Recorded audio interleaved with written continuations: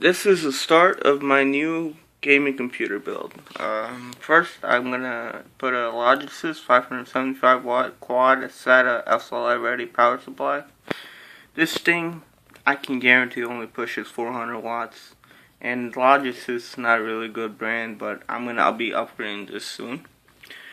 This is the Cooler Master Hyper 101 heatsink. I'm replacing it for my FM2 build, stock AMD heatsink, which is horrible.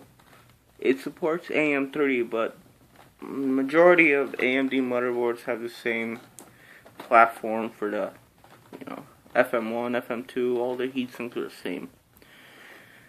I've read some great reviews for this, and I really hope this can push my overclocking to the max limit. And this is just a cheap blue fan for, the looks.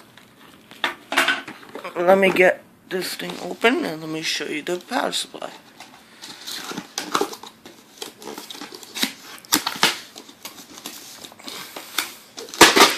And I just dropped my cooling fan. And here it is. This thing is pretty heavy. The last Logitech I bought came with a case, and it was like, literally you could lift it up with your finger. So I hope this will work out good just for now. It has a lot of connections, and it's braided, so I guess that's good.